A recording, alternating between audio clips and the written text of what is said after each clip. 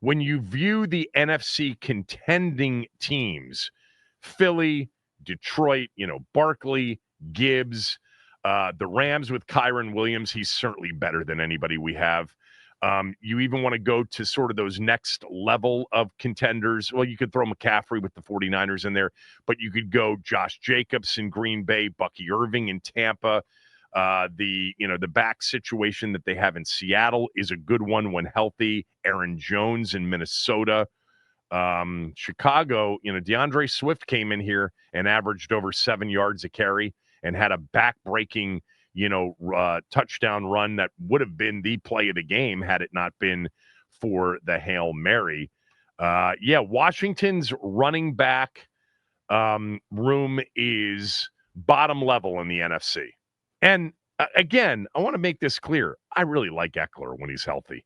I think Ekeler was a dynamic back for them last year. I think he was excellent for them when he was healthy. But 2 concussions and one short of probably, he's going to be out. I don't know how long. You just, hope that everything works out.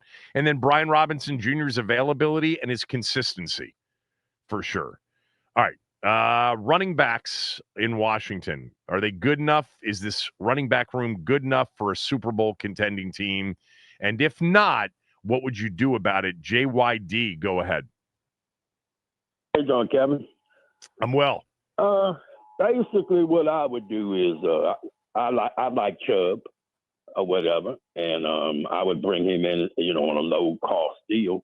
But also, you have to look at it to say, look at what was it our offensive line could have been better, and also, we also sometimes are we leaving yards on the field? Are we doing the best that we can at getting every yard that we can get or whatever? That's the way I look at it, because Anthony Lynn is our running back coordinator. He puts the running game thing together, I believe, whatever. So yeah, but the running back room can improve, but we also have to look at it from other angles, such as sometimes teams don't run as well out of the gun. Always. Well, I'm an old almost every guy. team's in the gun now for the majority. But sometimes teams do not run well out of the gun, even though everybody is doing it. Just because everybody's doing it doesn't mean Saquon Barkley runs pretty well out of the gun. Well, yeah, but then also when you see Derrick Henry runs pretty well out of the gun. Everybody in our division has a problem with their running game, except for right now Philadelphia. Yeah, but because guy the just Giants, had one of the great seasons in the history of the game. Yeah, right. The Giants running backs put the ball on the ground. As good as the guy Trace is, I think he's good. He has a fumbling problem. Yep. Scatterboo had a fumbling problem. Right. So you when you look at it, whatever, we just need to find. Even if we do not bring in Chubb or Dobbins, we're going to have to make do. We can do better with our guys, and sometimes you have. Look, here's what I don't want. JYD, thanks for the call as always. What I don't want is I don't want Jaden Daniels to be our leading rusher in 10 games next year. I don't think that's I don't think that's the best way to go. I think he's going to be the leading rusher in several games. 10 is probably 4 too many. Out of 17 games, if he's the leading rusher in 6 of those games, that's fine. I also want to see the running backs benefit from Jaden being a run threat. Just like Derrick Henry, not that Derrick Henry's not a great back. We understand that he is, but did anybody see that season coming from him last year? No. But one of the reasons is what Lamar is as a run threat. Saquon Barkley's got a quarterback who's a run threat. All of those option style plays, we saw it beginning in 2012 with Alfred Morris and how he benefited from Robert being a run threat. And I want to see our backs benefit from that. And some of that can be offensive line, and some of that can be quarterback decision-making. But it'd be great to have a dynamic back. an explosive back standing next to Jaden. Debo is a physical back, and he's going to gain yards, and he's going to be in the backfield. I could certainly see 5 to 7 carries a game for Debo Samuel in 2025. Let's go to Anthony. Anthony, thanks for holding. Go ahead. No problem. See, part of the problem is everyone wants an elite back, and there's only a finite number of elite personnel for each position. And this isn't 1990. This isn't pre-1994 where you could just spend a boatload of money and go sign Wilbur Marshall or whoever else was a free agent at the time. There's a reason, other than the veteran preference, there's a reason Chubb and Dobbins are out there right now. Yep. How many different teams has Dobbins been on? Well, 2. Last year, the Chargers that was his second team. Yeah. And Chubb just one devastating injury. Right, but Chubb had one devastating injury and then came right back and got another devastating injury. He's had both of them have a long litany of injury, situations, and they're recent. Right. So that's part of the reason they're out there. Yeah, you can kick the tires on them, but do you want to hang your hat on them being bell cows? See, that's the I just right know there. they could be.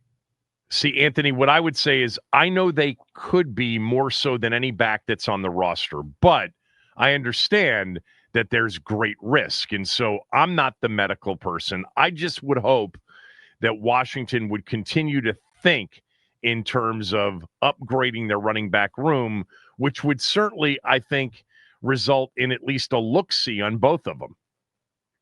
Well, I understand what you're saying, but see, the problem with that is even if they get the medical clearance, there's still the potentiality, of course, to be right back in the same boat again. Just like there is with Brian Robinson Jr. and Ekeler heading into the season. Right, but see, I'm of the belief that it was more offensive line than the running backs.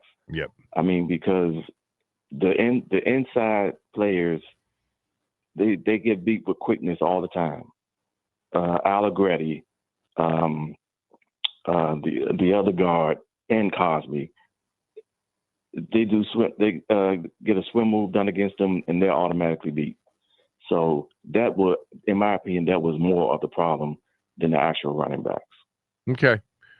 Appreciate it as always, Anthony. Thanks for the call. Let's go to Owen. Owen's calling from Dallas. Owen, what do you say? Hey, good morning, Kevin. Ideally, yes, we need a new bell cow in the room. I mean, to be honest, the point that has kind of already passed with the draft and the height of free agency. But I think our offense kind of did a complete disservice to Brian Robinson. I just don't think he's a zone running back. And I can't tell you how many times I'm screaming at the TV last year, watching him take snaps out of shotgun. I think the last caller talked about this a little bit. But well, they run duo and gap out of shotgun too. It's not the only thing. Yeah, I mean, the running game did have success early in the season. I do admit that. I just think, Brian Robinson, he's a downhill runner. I don't think he has that quick burst from shotgun to really burst into the gap. I just think that our offense could scheme up something a little bit better for him. I don't think it's all on Brian Robinson. I mean, I know he was a little inconsistent throughout the year, especially towards the back half. But hey, I mean, I'm putting this on the offense and Cliff to scheme something up better, because I'll be honest, this is probably going to be our bell cow. I don't think J.K. Dobbins is really going to take the ropes here if we do sign him, but I'm putting this a lot more on our offensive scheme than Brian Robinson right now. All right. I mean, look, Brian Robinson had some good games last year. When he was healthy, he had some really good games. I think there were games in which he absolutely benefited from having a dual threat quarterback standing next to him. The game that he was really, where did he rip off that big 50-yard run early in the game? Was that Tennessee or Arizona? Tennessee. He had some good games last year. I think he's a good back. I don't think he's slow. Yeah. I don't think he's non-explosive. I think he's very good yards after contact. I think he proved in 2023 that he can actually catch the ball better than anybody thought he could out of the backfield, even though that wasn't necessarily the emphasis last year. And if they end up with Brian Robinson Jr. and Austin Ekeler, along with Debo as, a weapon occasionally used as a running back as well, I think they're going to be okay. I just think going into this offseason, I was hoping that they were going to aim much bigger and land on something with much greater sort of bell cow potential. And I thought the draft presented opportunities for that, but they went with best player available on their board. And by the time they got to the 7th round, they took a guy. We'll see. I mean, maybe he is the guy. Maybe we'll see the first 7th rounder since Pacheco be a real factor in an NFL backfield. But I would definitely look at Chubb and Dobbins. They're both, in terms of what they are at their best, it's not even close compared to what Washington has in their room. Chubb's best is light years ahead of Brian Robinson Jr. And his best. And I'm really focusing in on that position, the first down back.